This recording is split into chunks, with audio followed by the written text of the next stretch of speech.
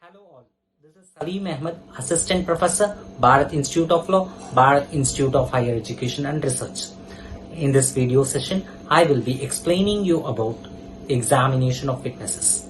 Examination of witnesses is a core concept in the subject law of evidence. This examination of witnesses is very common with regard to civil or criminal trial. Every civil case starts with briefing of the case by a counsel or advocate appearing on behalf of the party. This is technically called as introduction or opening of pleading. Likewise, in civil case, the court officer will be explaining the charges framed against the accused. So, after framing of charges, the court will decide to whom the burden of proof lies. Once after deciding the burden of proof, it is the person on whom the burden of proof lies has to prove the case by means of witnesses. Hence, the witnesses will be asked to appear before the court and they will be examined. They will be examined on their part, where the witnesses are not allowed to express their own stories. Rather, they are up to answer the questions that are put to them. They are completely restricted only to answer the relevant questions that are put before them. They cannot explain or narrate their own stories in the court of law. This process is said to be called as examining the witnesses. The examining the witnesses is very important topic in law of evidence. When we decide upon the examination of witnesses, it comprises of 3 stages. One is examination in chief, cross-examination and re-examination. Section 137 of Indian Evidence Act deals with examination of witnesses in these 3 stages. Section 138 of Indian Evidence Act set out the order of precedence or order in which this examination has to be conducted. The first stage is examination in chief, the second stage is cross-examination, and third stage is re-examination. The very first stage in examination of witnesses is examination in chief. Examination in chief is the examination of witnesses called by the party. If the advocate appearing for the plaintiff introduces witnesses in support of his case and examines them, such an examination is known as examination in chief. You should understand that the party or the advocate who brings witness in support of his case will be examined by himself. That is, examining his own witness is said to be called as examination in chief. Similarly, examination of witnesses by defendant who calls his own witnesses and examines them is known as examination in chief. See, clearly understand that if the plaintiff advocates examines his own witnesses, that is, the witnesses on behalf of plaintiff, then that is examination in chief. Likewise, if the defendant counsel examines the defendant witness, the witnesses that are in favor of defendants are said to be called as examination in chief. So after the first stage is over, then such witness are cross-examined by adverse party. After the cross-examination, the party may once again call his witness to re-examine, then the party desires with the permission of the court. Now we will discuss about the scope of examination in chief. See, this examination in chief is just like a viva voce in examination, where the questions are asked to the witnesses and the answers are elicited from him to the questions put to him. Normally, the answers given by witnesses are duly recorded. The purpose of examination in chief is to establish a case by the party. So here the counsel examines the witness by putting questions in a chronological order so that the information that is obtained from the witness may have a proper linkage to establish the case in sequential order. The faculty of examining the witnesses is an art, and it may be noted that it may be acquired only by number of years of experience. No textbooks can teach the art of examining the witnesses. It is only by experience which can make a counsel to acquire the art of examination. In examination in chief, it is mandatory to note that no leading question shall be asked. Leading question cannot be asked in chief examination. We will be dealing with the concept of leading question in subsequent slides. The second stage of examination of witness is known as cross-examination. It is also known as examination ex adversio. It has twofold object. One is it impeaches the image and credibility of the witnesses and exposes any inaccuracy that may be found in the evidence. Where the defense fails to challenge the relevant facts stated by the prosecution witness in the examination in chief, the court may take it as acceptance of the truth of such facts. Cross-examination is considered as a most powerful weapon. So basically, the examination of witness by the adverse party shall be called as cross-examination. See, this cross-examination is an art. It is it is the pillar of the trial. If conducted properly, it is the most effective and efficacious means of discovering the true fact, or we can easily obtain the truth relating to the offense or fact. So the purpose of the cross-examination is eliciting suppressed facts and impeach the credit of witness. So basically it is of twofold. One is to elicit the suppressed facts and to impeach the credit of a witness. See, in Ganesh Jadhav versus State of Assam, it was clearly held that where the defense fails to challenge the relevant facts stated in the prosecution witness in examination in chief, the court may take it as acceptance of the truth of such fact. So that means if something is asked in examination in chief and it was answered, if such question is not cross-examined in cross-examination, then the court may deem that fact that is exposed during examination in chief as truth of such fact. See, the cross-examination is not alone confined to matter proved in examination in chief, but it must be confined to relevant facts. The slightest examination in chief, even for formal proof, gives right to cross-examiners to put question about the whole of his case. Okay, so even a minor mistakes like a date, a mistaken date in FIR or whatever it is, if those aspects, all those aspects can be asked in cross-examination.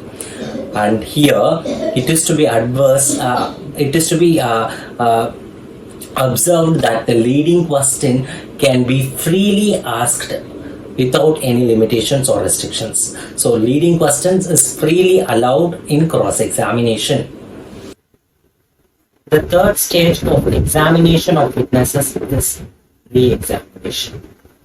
See, after the cross-examination is over, if the party feels necessary to once again re-examine his own witness, he may do so with the permission of the court. See, normally, all the facts must be elicited from the witness in the first instance itself. That is, when the examination in chief is conducted itself, all the facts must be elicited from the witness. So, re-examination as a matter of right, it cannot be claimed. Okay, so you cannot claim re-examination as a matter of right. It cannot be claimed, but except with the permission of the court. So, to conduct re-examination, it is mandatory to get a permission from the court. See, the purpose of re-examination of witness is to explain any new matter that may be raised in the cross-examination, but not to prove any other fact. So, basically, no new facts can be introduced in re-examination. Okay, so the purpose of re-examination is only to explain any new matter that may be raised in the cross-examination. So the purpose of re-examination is only to obtain any clarification as to the doubts created in the course of cross-examination, but it cannot be made as a supplement to examination in chief and to start introducing totally new facts altogether for the first time. So this is dealt under Pannayar versus State of Tamil Nadu. So no new facts can be introduced. Okay. In case of re-examination, the court has unrestricted power to re-examine or to recall any witness at any stage for just decision of case. So, for the just decision of a case, the court may recall or re-examine any witness at any stage of the case. Basically, now we have dealt with all the three stages of examination. That is, examination in chief, cross-examination, and re-examination. Here, I'll just give you a clear distinction between examination in chief, cross-examination, and re-examination. See, in re-examination, in examination in chief, this is the examination of witness by a person calling him, whereas the cross-examination is examination of witness by opposite party. Likewise, re-examination is examination of witness to remove inconsistency which may have arisen during the examination in chief and cross-examination. See, the examination in chief is first with regard to the order as per section 138 with regard to the order of examination of witnesses. The first is examination in chief, second is cross-examination, and third is re-examination. So now we'll differentiate with regard to the purpose. The purpose of examination in chief is to take such testimony for which he is called by party. Okay, so the purpose of examination in chief is to take such testimony for which he is called by the party. Whereas the purpose of cross-examination is to test the veracity of witness by impeaching his credit. Okay, so the basic purpose or basic underlying feature of cross-examination is to test the veracity of witness by impeaching his credit. The purpose of re-examination is to remove the inconsistency which may have arisen during the examination in chief and cross-examination. Okay. So now with regard to leading questions, we can differentiate these three stages by means of leading question also. So no leading question can be asked in examination in chief without the permission of the court. Leading question can be freely asked in cross-examination. In re-examination, leading question be asked in re-examination, and no new matter shall be introduced in re-examination without the permission of the court. This, with regard to judicial proceeding, this examination in chief is a part and parcel of a judicial proceeding. Cross-examination is most essential for extracting the truth, and it is an essential part of judicial proceeding. Re-examination is not necessary. It is not essential part of judicial proceeding. So, whereas examination in chief and cross-examination act as a part and parcel of judicial proceedings, but re-examination is essentially not a part of judicial proceedings. So, it is an optional aspect. See, while dealing with these examination stages, I was more particular about leading questions, right? So these leading questions, what is these leading questions? What are these leading questions? In every stage, I was mentioning, I am mentioning that in examination in chief, leading question is it's not permitted. I said in cross examination it is freely permitted, and again I said in re-examination it is not permitted. So basically, what is that? What is leading question? So section 141 defines what a leading question is, whereas section 142 prohibits a leading question being asked in examination in chief or in re-examination except with the permission of the court. Section 143 permits leading question to be put in a cross-examination. See, the object of examination in chief is to enable the party calling his witness to put questions regard to the subject matter of the case in order to elicit information from him.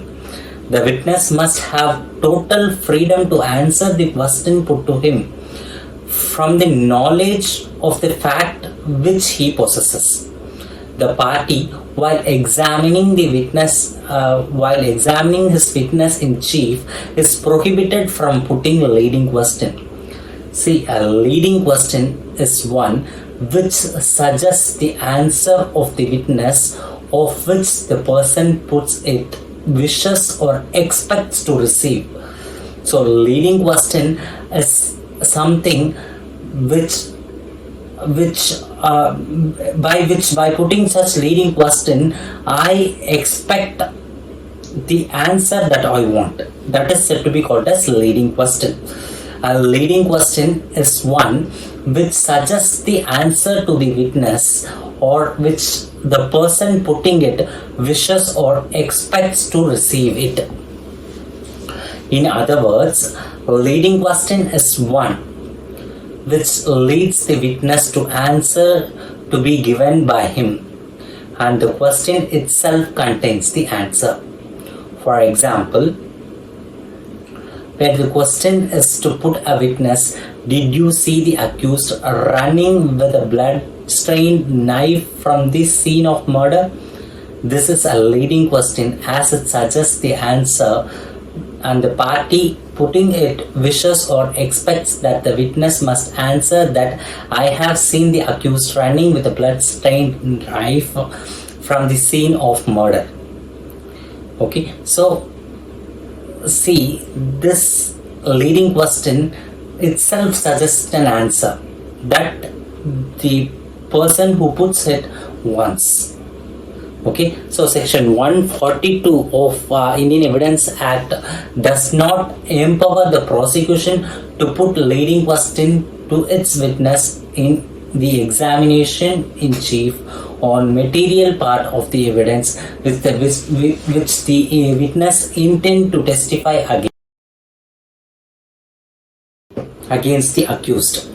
The Supreme Court held that the prosecutor ought not to be allowed to frame questions in such a manner which the witness may answer in yes or no, so as to enable him to elicit such answer which he expects or desires. It also held that allowing such leading question would affirm the right of the accused to fair trial enshrined under Article 21 of Indian Constitution. asking a leading question in examination in chief is not only against the tenor of section 142 of Indian Evidence Act but also violates the right to free trial, where the prosecutor was permitted to ask a leading question in examinations chief in absence of defense counsel. Such questions being against a fair trial would have been objected had the defense counsel being there. Permission granted to put the leading questions in such circumstances is against the letter of spirit of section 142. Leading question.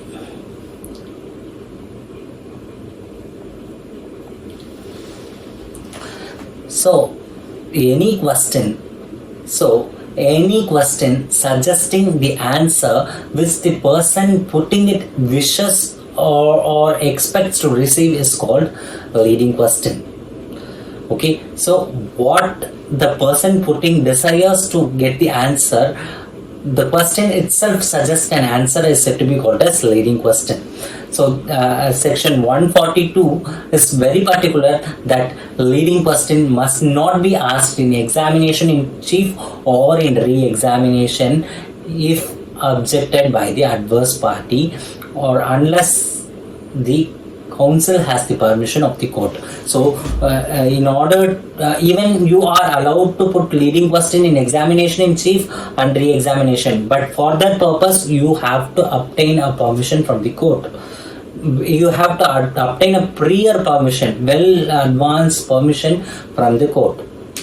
As per section 143 of Indian Evidence, leading question may be freely asked in cross-examination. So the court shall permit leading question as to the matter which are considered as conclusively proved or not requiring any evidence. So now we'll deal with section 146, which states that questions lawful in cross-examination. As per section 146, when a witness is cross-examined, he may, in addition to the questions that were put earlier, that were discussed earlier, he can be put any question that will tend to test his veracity and to discover who he is and what is his position in life and to shake his credit by injuring his character, although the answer to such question might tend directly or indirectly to criminate him or might expose or tend directly or indirectly to expose him a penalty or forfeiture. So you have to understand that what are the questions that are lawful to put in cross-examination. So any question that tends to test his veracity, that tends to test the veracity of the witness, that questions can be put. Next is any question that tend to discover who he is and what is his position, then such questions can be put. And third is very importantly, any question which tend to shake his credit by injuring his character, those questions are permitted, although this may criminate him and might expose or tend directly or indirectly to expose him to a penalty or forfeiture. And now let me deal with indecent and scandalous questions. So this indecent and scandalous questions are dealt under section 151. Likewise, question intended to insult or annoy is dealt under section 152. Section 151 authorizes the court to forbid indecent and scandalous questions being asked even though such question or enquiries may have some kind of bearing on the question before the court. So even though whatever the importance may be on those questions, it cannot be asked.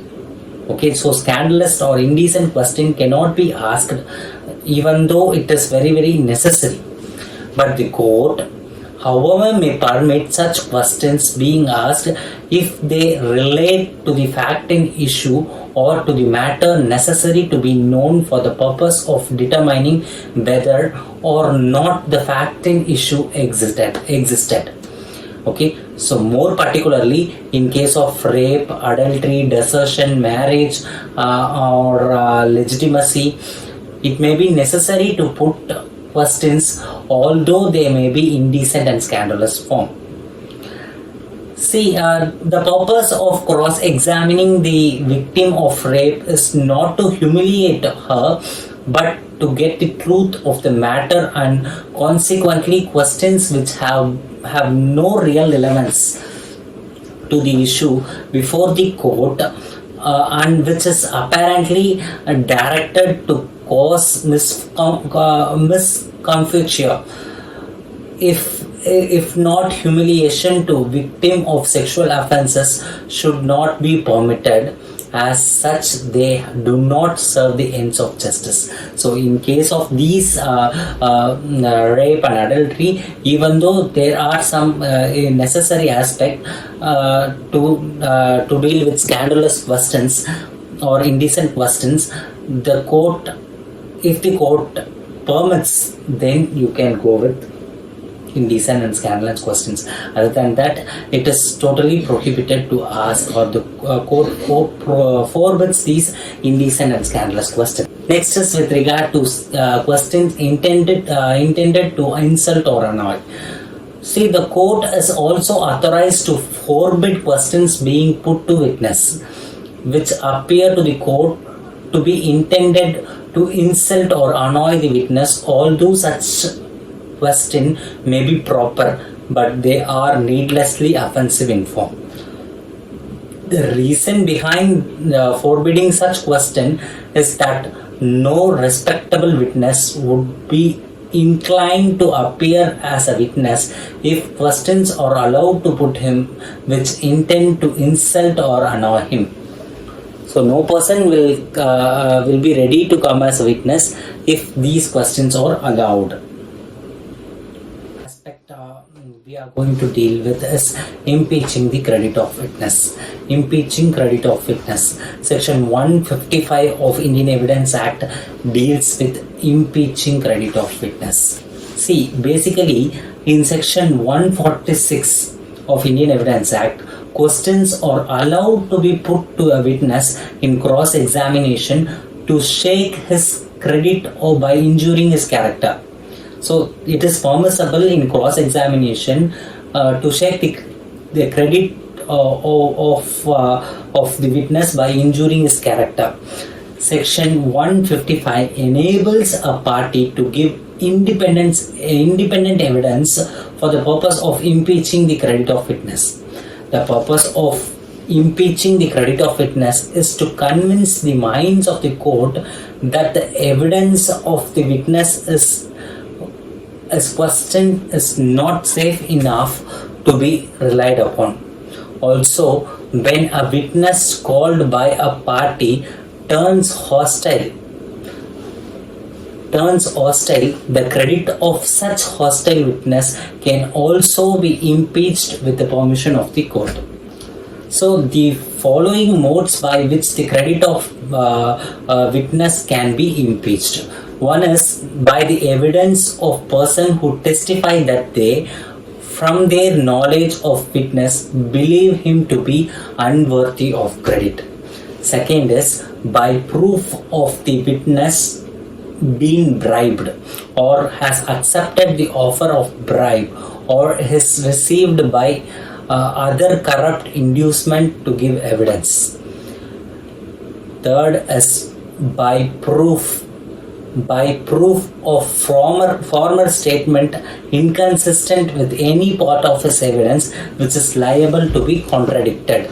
So these are the modes by which credit of witness can be impeached.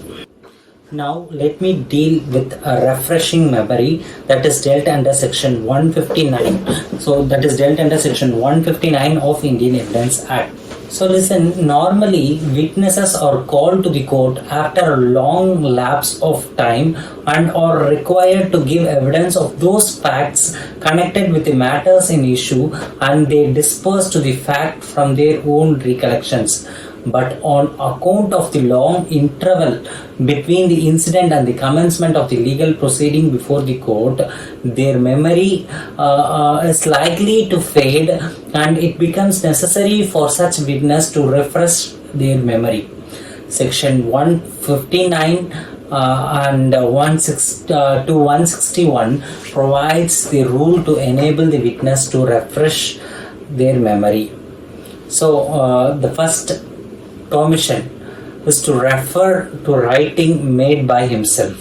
So he can refresh his memory by making a reference to any writing made by himself at the time of transaction, or soon or afterwards, that in the opinion of the court the transaction was fresh in his memory. It is not necessary under section 159 for a witness, in order to enable him to refresh his memory, to refer to the writings made by himself alone. He can very well make a reference to any writing made by any other person, but read by the witness within the time aforesaid, and which he has read, he knew it to be correct. The third is permission to refer a copy of document to refresh memory. So this section 159 enables a witness to refresh his memory by making a reference to a copy of document by justification. But justification must be shown to satisfy the court for the non-production of original document. It is also necessary to prove that the copy of which a witness refers must be true copy of the original. The next aspect is permission to refer professional treatise. As an expert, when a witness is required to give his opinion evidence on any matter, he is permitted to make a reference to professional expertise in order to refresh his memories.